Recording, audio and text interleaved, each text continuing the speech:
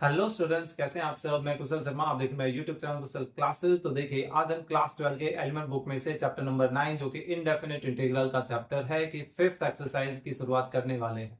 इस वीडियो में हम फर्स्ट और सेकंड क्वेश्चन कंप्लीट कर लेंगे। होपफुली आपको पहले की एक्सरसाइजेस के क्वेश्चन बड़े अच्छे तरीके से समझ आए होंगे। फिर भी अगर किसी तरह का डाउट रहा है या प्रॉब्लम आ रही है तो आप कमेंट भी कर सकते हैं या टेलीग्राम ग्रुप में अपने प्रॉब्लम को शेयर कर सकते हैं। टेलीग्राम ग्रुप का लिंक आपको डिस्क्रिप्शन में मिल जाएगा, वहां से जाकर आप उसको ज्वाइन कर सकते हैं। तो चलिए फिफ्थ एक्सरसाइज की शुरुआत कर देते हैं।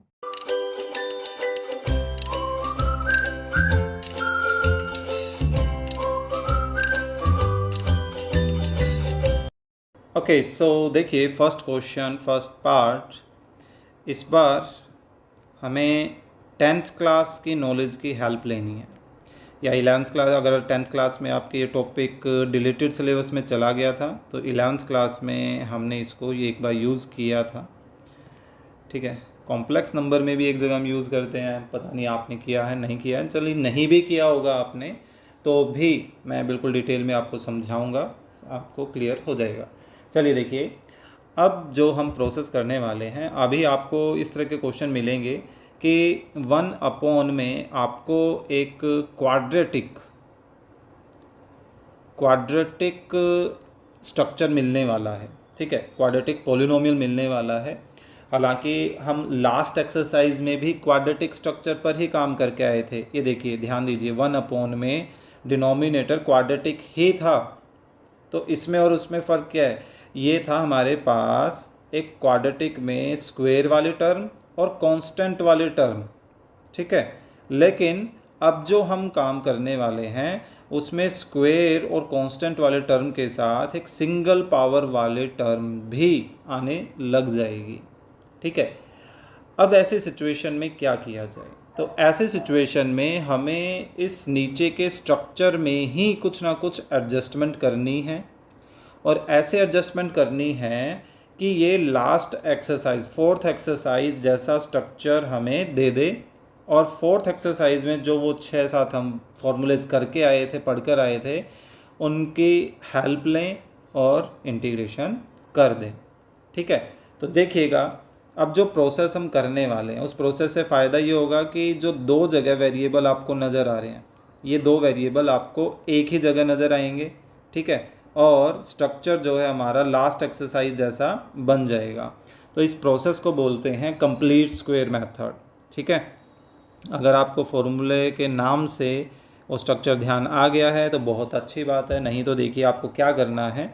सबसे पहला स्टेप आपको ये देखना है कि एक्स स्क्वायर का कोफिशिएंट 1 है या नहीं है। ठीक है, अगर ये 1 है तो यूँ समझिए क्वेश्चन देने में ऑलरेडी आपको थोड़ी सी हेल्प कर दी है। ओके, अगर कोफिशिएंट 1 नहीं है, मान लीजिए यहाँ पर 3 है, तो हम क्या करेंगे, इस 3 को कॉमन ले लेंगे बाहर और बाकी को 3 से डिवाइड कर देंगे। हमें क्या चाहिए? एक्स स्क्वायर का कोफिशिएंट 1 चाहिए। क्लियर? ये हमारा फर्स्ट स्टेप होगा। सेकंड स्टेप ये करना है, फर्स्ट स्टेप होने के बाद फ़िलहाल हमारे पास ऑलरेडी 1 है। सेकंड स्टेप ये करना है कि अब x का जो कोफिशिएंट है, x का कोफिशिएंट ये जान करके किया गया ताकि आपको दो जगह सिर्फ एक ही कांस्टेंट नज़र आए, है ना, और आप कंफ्यूज ना हो कि मान लीजिए यहाँ भी कुछ है और यहाँ भी कुछ है। तो कई बच्चे कंफ्यूज हो जाते हैं कि एक्चुअल में यहाँ भी 3 है और यहाँ 2 है, कौन सा कोफिशिएंट लेना था, कहीं 3 तो नहीं लेना था, तो वो गड़बड़ कर देते थे। तो ये बेटर है कि एक जगह से कोफिशिएंट ही ख़त्म कर दो। क्लियर? अब आपको सिर्फ एक कोफिशिएंट नज़र आ रहा है 2x का। हमें क्या करना है, उस x के कोफिशिएंट का हाफ करना है। हाफ का मतलब है 1/2 से मल्टीप्लाई करना है। ठीक है, तो वहाँ से जो रिज़ल्ट आएगा, अगर कटता है तो बहुत अच्छी बात है, वेल एंड गुड है। नहीं कटता है तो बचा हुआ मटेरियल का स्क्वायर हमें क्या करना है, ऐड भी करना है और सब्ट्रैक्ट भी। तो यहाँ तो फ़िलहाल कट रहा है तो बचा गया 1। तो हम बेसिकली एडिशन पहले करेंगे। ठीक है, मेन एडिशन चाहिए हमें, और सब्ट्रैक्शन भी कर दिया। तो देखिए 1 का स्क्वायर 1 था, तो 1 ऐड भी किया और सब्ट्रैक्ट भी कर दिया, और -4 पहले से ही था। तो ये इंपॉर्टेंट स्टेप है। क्या ध्यान रखना है? देखिए मैं लिख देता हूँ, कोफिशिएंट ऑफ x यानी कि सिंगल पावर वाली जो टर्म है ना, उसका कोफिशिएंट का हाफ का स्क्वायर। आपको पहले ऐड करना है और फिर सब्ट्रैक्ट करना है। तो पहले ऐड क्यों करना है, उसके पीछे का रीज़न ये है कि यहाँ इन तीनों ने मिलकर अब एक आइडेंटिटी बना दी, अलजेब्रिक आइडेंटिटी। कौन सी? ये देखिए, ए स्क्वेयर प्लस बी स्क्वेयर, और ये बन गया हमारा प्लस ए 2ab। ठीक है, तो ये 2ab वाला जो पार्ट है वो आपको एग्जैक्ट 2ab जैसा कई बार नज़र नहीं आएगा, लेकिन वो एक्चुअल में 2ab ही होता है। ठीक है, तो आपको ज़्यादा कुछ सोचने की ज़रूरत नहीं है, आपको उसको वापस से रैप करना है आइडेंटिटी को स्क्वायर की फॉर्म में। तो कैसे करेंगे? देखिए, x का स्क्वायर है तो x लिखेंगे, फिर 1 का स्क्वायर है तो यहाँ पर 1 लिखेंगे। क्लियर? एंड देन ये देखना है कि 2ab वाले टर्म अगर पॉजिटिव है तो बीच में पॉजिटिव का साइन, अगर 2ab वाले टर्म नेगेटिव होती तो बीच में नेगेटिव का साइन। क्लियर? होल स्क्वायर मत भूल जाना, और फिर बचा हुआ मैटर उनको कंबाइन कर लो। तो -1 और -4 -5। अब ये देखिए, 5 को हम किसका स्क्वायर लिख सकते हैं? 5 को हम किसका स्क्वायर लिख सकते हैं? यस, √5 का स्क्वायर। पीछे करके आए थे लास्ट एक्सरसाइज में, है ना? तो ये देखिए कौन सा स्ट्रक्चर बन गया, लास्ट एक्सरसाइज का स्ट्रक्चर बन गया ना, कि 1 वेरिएबल पार्ट का स्क्वायर माइनस कॉन्स्टेंट पार्ट का स्क्वायर, जो कि किसके इक्वल होता है? 1/2a, और a क्या है? √5, और ये होता है log of variable part minus constant part and divided by फिर से वेरिएबल पार्ट, लेकिन इस बार प्लस कॉन्स्टेंट पार्ट, है ना, एंड प्लस c। क्लियर? तो देखिए सारा खेल जो है किस लिए हुआ? लास्ट एक्सरसाइज जैसा स्ट्रक्चर बनाने के लिए। क्लियर? चलिए नेक्स्ट करते हैं, बार बार प्रैक्टिस करेंगे इन चीज़ों पर तो सब कुछ क्लियर हो जाएगा। मतलब साफ नहीं हो जाएगा, समझ आ जाएगा, वो क्लियर नहीं बोला, क्लियर एंड आउट। चलिए देखिए क्या है, x² - 6x + 13। आई थिंक यही था, चेक कर लेता हूँ मैं एक बार। हाँ यही है। तो देखिए x² का कोफिशिएंट पहले चेक किया 1 है, बिल्कुल है। तो हम डायरेक्टली अब नेक्स्ट स्टेप पे चलेंगे। तो मैंने सिर्फ पहली 2 टर्म लिखी। अब देखिए x का कोफिशिएंट वो पॉजिटिव नेगेटिव से हमें कोई मतलब नहीं है, सिर्फ नंबर उठाना है।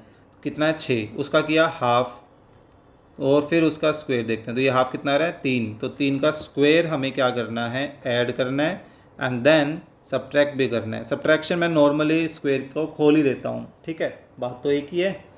और प्लस में 13 हमारे पास पहले से ही है, dx।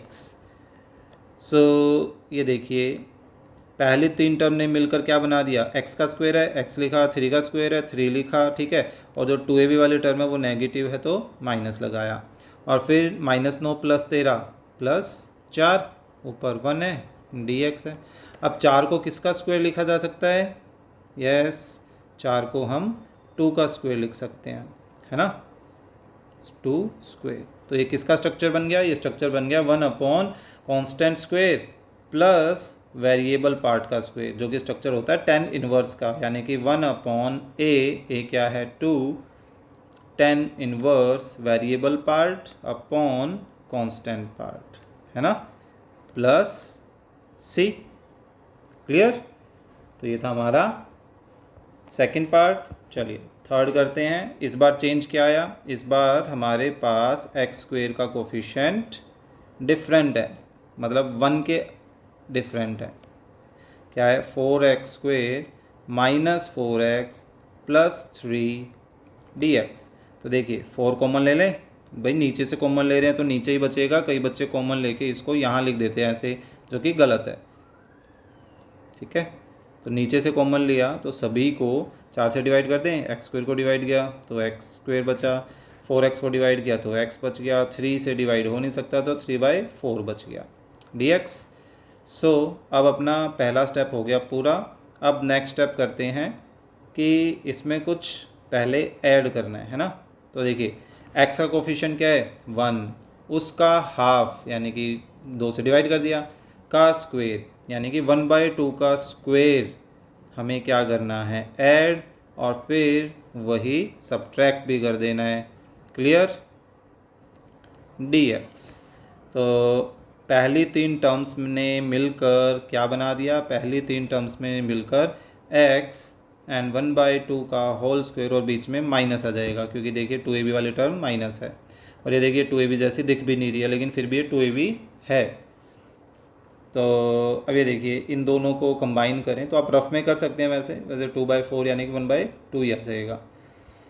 मैं करके दिखा देता हूँ। तो एलसीएम कितना आया 4, ये देखिए -1 और 3, ये बन गया 2/4 है ना। तो यहाँ से आंसर आ रहा है 1/2।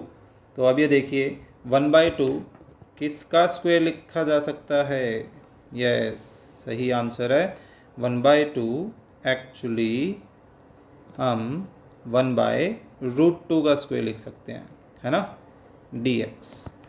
तो ये फिर से किसका पैटर्न बन गया, फिर से हमारे पास वही tan इनवर्स का बन गया। क्या होता है 1/a अपने पास 1/√2 है एंड tan इनवर्स x मतलब variable part divided by constant part and plus c।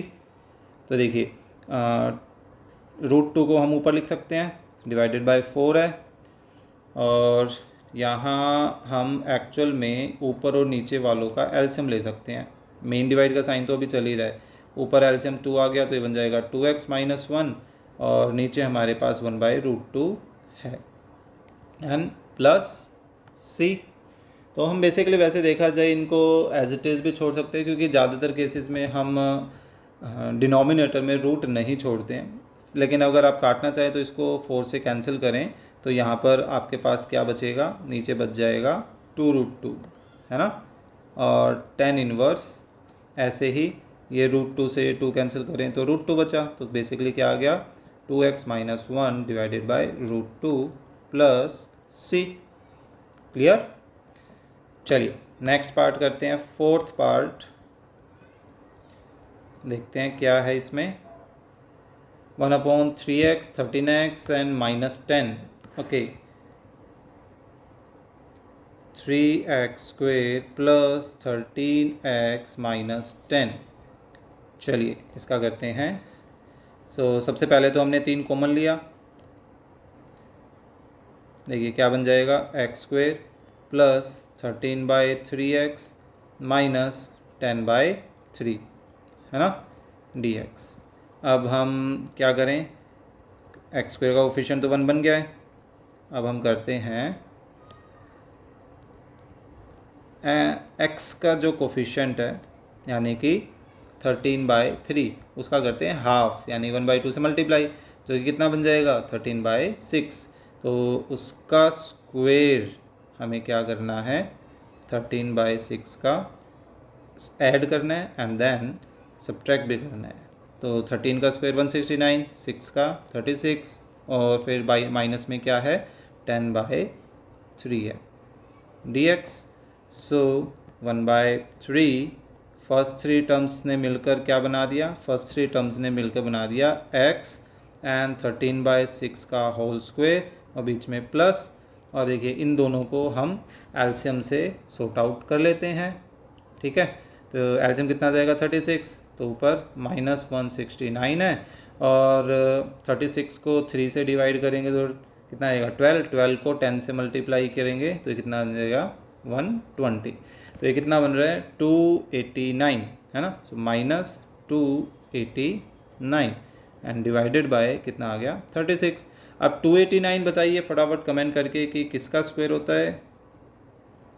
289 I think, मैं सोचता हूँ जब तक आप भी सोचिए, कमेंट करके बताइए। देखिए 289 एक्चुअली 17 का स्क्वायर होता है और 36 6 का है ही। तो अब हमारे पास किसका पैटर्न बन गया 1/ variable square minus constant square, और ये फॉर्मूला होता है 1/2a log of variable part minus constant and divided by variable part plus constant है ना प्लस c। सो यहाँ 2 × 3 6/6 तो कैंसिल हो गया 1/17 बचा और ऊपर और नीचे देखिए 6 का एलसीएम आ रहा है, ऊपर भी और नीचे भी। तो 6 का एलसीएम ऊपर नीचे से तो कैंसिल हो जाएगा, तो ये क्या बन जाएगा 6x प्लस 13 माइनस 17, और यहाँ 6x प्लस 13 एंड प्लस 17। तो अब जो लाइक टर्म्स हैं उनको कंबाइन कर लेता हूँ। तो फाइनल आंसर हमारा कैसा बनता नज़र आ रहा है, 6x minus 4 and 6x plus, ये कितना बन रहा है 30 बन रहा है आई थिंक, है ना, प्लस c। तो ये हो गया हमारा लास्ट पार्ट किसका, फर्स्ट क्वेश्चन का। क्लियर। चलिए देखिए अब नेक्स्ट, अब हमारे पास पिछली एक्सरसाइज सब्स्टिट्यूशन मेथड जो था या सेकंड एक्सरसाइज से करते आ रहे हैं वो भी इंक्लूड हो गया, और ये कंप्लीट स्क्वायर मेथड भी इंक्लूड हो गया, और लास्ट एक्सरसाइज का तो भाई काम होना ही होना है ना। तो साफ साफ आपको वैसे नज़र आ रहा होगा, देखिए साइन एक्स नीचे है और साइन एक्स का डेरिवेटिव कोस एक्स है ना। सो क्या करें, सबसे पहला काम तो क्वेश्चन उतारने का ही है ना। तो मैं फटाफट एक बार क्वेश्चन उतार देता हूँ, तो फिर देखिए ये कैसा सा स्ट्रक्चर बन गया। अब इन क्वेश्चंस में ज़्यादा देर नहीं लगेगी। तो हमने साइन एक्स को टी मान लिया, साइन एक्स को टी मान लेते हैं।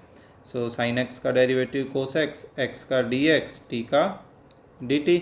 तो ये जो आई है वो आई किस में कन्वर्ट हो गया, ऊपर कोस एक्स डी एक्स तो डी टी में बदल गया, नीचे T square plus 40 plus 5 and D T. अब टी स्क्वेयर का कोफिशिएंट तो 1 है, तो यहाँ पर हम क्या करें, अब टी का कोफिशिएंट क्या है 4 का हाफ कितना होता है 2, तो 2 का स्क्वेयर हमें ऐड भी करना है और सब्ट्रैक्ट भी करना है, और प्लस 5 पहले से ही था, है ना, डी टी। तो अब ये देखिए किस में कन्वर्ट हो गया, ये कन्वर्ट हो रहा है हमारे पास t प्लस 2 का होल स्क्वेयर और माइनस 4 प्लस 5 1, और 1 को क्या लिखा जा सकता है 1 का स्क्वेयर। तो किसका पैटर्न बन गया, ये tan इनवर्स का बन गया, जो कि 1/a अपना 1 है, तो 1/1 तो 1 ही होगा, ये बन जाएगा tan inverse variable part divided by constant part जो कि 1 था। तो अब t की जगह वापस से t की वैल्यू रख दें, किसको माना था भाई t हमने माना था साइन एक्स को, प्लस 2a प्लस c हो गया। क्लियर। तो ये था हमारा फर्स्ट पार्ट। चलिए नेक्स्ट करते हैं। ऊपर सेकंड स्क्वायर है और नीचे 10 का कॉम्बिनेशन है, देखो साफ मिल गया कि हमें 10x को क्या मानना है, t मानना है। सो 5 स्क्वायर माइनस 12 10 एंड देन 14 था आई थिंक। सो चलिए फटाफट लिख देता हूँ मैं, फिर से भूल जाऊँगा नहीं तो। क्या था 5 10 स्क्वेयर x माइनस, याददाश्त चेक करता हूँ मेरी ठीक है या नहीं है, और आई थिंक प्लस 14 था, और 10x का डेरिवेटिव ऊपर था एंड dx। चलिए बिल्कुल सही है ऐसे मेरी याददाश्त बहुत कमज़ोर है, पता नहीं मैं क्या तो कर पाऊँगा। तो देखिए 10x का डेरिवेटिव हम t मान लेते हैं, तो 10x का derivative second square x, x का dx और t का dt, है ना। तो ये जो i है वो i किस में कन्वर्ट हो गया, सेकंड स्क्वायर x dx, उसकी जगह तो आ गया हमारे पास dt, और नीचे 5t square minus 12t plus 14 लिखा, और ऊपर 1 है। तो देखिए अब t स्क्वेयर का कोफिशिएंट तो कैसा है, नॉन 1 है, तो हमने उसको कॉमन ले लिया, है ना। सो नीचे क्या बचा, T square minus 12/5t plus 14/5। Clear. अब इनको कंप्लीट स्क्वायर मेथड के अकॉर्डिंगली स्टार्ट करते हैं। तो देखिए टी स्क्वेयर माइनस 12/5t, अब 12/5 का हाफ कितना हो जाएगा 6/5, तो हमें 6/5 का स्क्वायर पहले ऐड करना है एंड देन सब्ट्रैक्ट करना है, और लास्ट कांस्टेंट हमारे पास होता ही है, ठीक है, एंड dt। सो ये देखिए किस में कन्वर्ट हो गया, ये कन्वर्ट हो गया हमारा t, बीच में माइनस है, 6/5 का होल स्क्वायर, और इन दोनों का मैं ले देता हूँ देखिए एलसीएम 25 आ जाएगा। तो यहाँ बताया -36 और प्लस 14 को 5 से करेंगे तो कितना होता है भाई 70। मेरी टेबल बहुत गंदी है। हाँ, तो ये कितना हो गया, वो टेबल नहीं है, मैं मतलब काउंटिंग वाली है जो होती है। सो ये कितना आ गया हमारे पास 34/25 है ना। सो यस ठीक लग रहा है। तो यहाँ लिख लेते हैं +34/25 एलसीएम आ गया dt। तो अब 34/25 को किसका स्क्वायर लिखा जा सकता है, चलिए देखते हैं। t -6/5 का स्क्वायर, 34 को एक्चुअली किसी का स्क्वायर नहीं लिखा जा सकता और 25 को 5 का लिखा जा सकता है, तो यही कर सकते हैं बस। ऊपर 1 है, dt है। फिर से किसका पैटर्न बन गया, फिर से हमारे पास पैटर्न बन गया 1/a और a क्या है √34/5। तो बाय 5 को मैं ऊपर ले जाऊँ और 10 inverse variable part divided by constant part, clear, plus c। यहाँ 5 से 5 कैंसिल, यहाँ हमारे पास बच रहा है 1/√34 और ये 10 इनवर्स। अब देखिए ऊपर एलसीएम लें तो एलसीएम कितना आएगा 5, तो ये बन जाएगा 5t - 6 और नीचे डिनोमिनेटर 5 था ही, दोनों आपस में कट गए, प्लस c। तो अब t की जगह वापस से t की वैल्यू रख दें जो कि एक्चुअल में कितनी बनेगी 1/√34 10 इनवर्स 5। t की जगह हमने t की वैल्यू रखनी है जो कि आई थिंक 10 थी, यस 10 लिख देते हैं। तो 5 time of 10x -6 divided by √34 and plus c, clear. तो ये था भाई हमारा क्वेश्चन नंबर 2 का थर्ड पार्ट, क्लियर। चलिए देखिए नेक्स्ट थर्ड पार्ट में भाई ऊपर x गिवन है और नीचे x की पावर 4 से स्टार्ट हो रही है, यानी कि बाई क्वाड्रेटिक एक पॉलिनोमियल दे रखा है। तो x किसका डेरिवेटिव होता है, x स्क्वेयर का होता है एक्चुअली, है ना। तो यानी कि ये देखिए क्योंकि x की पावर 4 को x स्क्वेयर का स्क्वेयर लिख सकते हैं, तो हम x स्क्वेयर को ही क्या मान लेते हैं t। सो x स्क्वेयर का डेरिवेटिव 2x, x का dx, t का dt। सो ये बन जाएगा x dx, 2 उधर जाकर 1/2 बन जाएगा dt। सो ये जो i है वो i किस में कन्वर्ट हो गया, x dx की जगह 1/2 dt, है ना। और नीचे x की पावर 4 बन जाएगा t स्क्वेयर और x स्क्वेयर बन जाएगा t और प्लस 1 ऊपर 1। तो अब कंप्लीट स्क्वायर मेथड लगा दें फटाफट। सो देखिए टी स्क्वेयर का कोफिशिएंट ऑलरेडी 1 बना हुआ है, तो हमें बस क्या करना है टी के कोफिशिएंट 1 का करना है हाफ, यानी कि 1/2 उसका स्क्वायर ऐड करना है और वही सब्ट्रैक्ट भी कर देना है। सो फर्स्ट टर्म तो बन गई हमारे पास t -1/2 का स्क्वायर और 1/4 प्लस 1 कितना बच जाएगा 3/4, है ना। ऊपर 1 है, dt है 1/2। चलिए ये आ गया t -1/2 का स्क्वायर, 3 को हम लिख सकते हैं √3, 4 को 2 का स्क्वायर बाय में आ गया dt। तो ये किसका पैटर्न बन गया, ये बन गया हमारे पास 1/a क्या है √3/2 बाय ऊपर आ जाएगा और 10 inverse variable part upon constant part and plus c, clear, यही है। तो देखिए 2 से 2 कट गया, यहाँ बच गया 1/√3 और 10 इनवर्स, इनका एलसीएम ले तो एलसीएम कितना आएगा 2, तो ये बन जाएगा 2t - 1 और नीचे 2 जो है √3/2 वाले 2 से कट जाएगा, तो हमारे पास सिर्फ ये बचा। अब t की जगह वापस से t की वैल्यू रख दें 1/√3, 10 इनवर्स t की जगह हमने क्या रखा था x स्क्वेयर, सो ये बन जाएगा 2x² - 1 divided by √3 plus c, clear. तो ये था हमारा थर्ड पार्ट। चलिए नेक्स्ट करते हैं, क्या है fourth, e⁴x 3 to 4, okay 3 to 4। 3 2 4 3 2 4 3 2 and 4 ऊपर e की पावर x ये dx।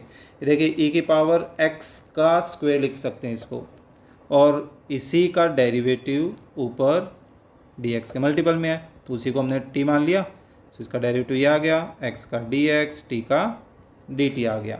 क्लियर। सो ये जो i है वो i किस में कन्वर्ट हो गया, ex और dx ये बदल गया dt में, बाकी 3t square plus 2t plus 4 बन गया। अब लगा देते हैं इस पर फटाफट कंप्लीट स्क्वायर मेथड। तो सबसे पहले हमने क्या किया, t स्क्वेयर का कोफिशिएंट 1 बनाया, तो ये बन गया 2/3t एंड प्लस 4/3, है ना। अब आगे इसमें कुछ ऐड और सब्ट्रैक्ट करते हैं। सो क्या ऐड करना चाहिए बताइए फटाफट कमेंट करके। तो देखिए 2/3 का हाफ 1/3, तो 1/3 का स्क्वायर हमने ऐड किया, 1/3 का स्क्वायर हमने सब्ट्रैक्ट किया, तो 1/3 का स्क्वायर एक्चुअल में कितना हो जाएगा 1/9, और 4/3 हमारे पास पहले से ही है ना। सो बेसिकली हमारे पास क्या बन गया, नीचे हमारे पास बन गया t प्लस 1/3 का स्क्वायर, और इनका देखिए एलसीएम लेंगे 9 आ जाएगा, तो यह बन जाएगा -1 प्लस 12 यानी कि प्लस 11/9, है ना। तो अब इस 11/9 को हम क्या लिख सकते हैं, मैं इधर कर रहा हूँ बाकी पार्ट। तो 1/3 तो पहले से ही था, ऊपर 1 है, नीचे t प्लस 1/3 का स्क्वायर। 11 को किसका स्क्वायर लिखा जा सकता है, √11 को, 9 को 3 का होल स्क्वायर, एंड dt चल ही रहा है ना। तो ये फिर से किसका पैटर्न बन जाएगा, ये देखिए ये बन गया 1/a, a क्या है √11/3 ऊपर चला गया, और tan inverse variable part divided by constant part plus c, 3 से 3 कट गया, क्या बचा 1/√11, एंड tan इनवर्स एलसीएम लिया न्यूमरेटर का तो 3 आ गया, तो ये बन जाएगा 3t + 1, और वो एलसीएम डिनोमिनेटर के 11√3 के 3 से कट जाएगा, तो नीचे सिर्फ √11 बचा। अब t की जगह वापस से t की वैल्यू रख दें, क्या माना था हमने t, e की पावर x, तो ये बन जाएगा 3e⁻x + 1 whole divided by 11√c। तो ये था हमारा सेकंड क्वेश्चन। सो होपफुली आपको इस एक्सरसाइज का फर्स्ट और सेकंड क्वेश्चन समझ आया होगा। कंटेंट अच्छा लगा तो लाइक करना ना भूलें, अपने फ्रेंड्स के साथ शेयर करना ना भूलें, और चैनल पर नए हैं तो प्लीज़ सब्सक्राइब करना भी ना भूलें। आपका इससे कोई नुकसान नहीं होता, लेकिन मुझे मोटिवेशन मिल जाता है। तो चलिए मिलते हैं नेक्स्ट वीडियो में आगे के क्वेश्चंस के साथ।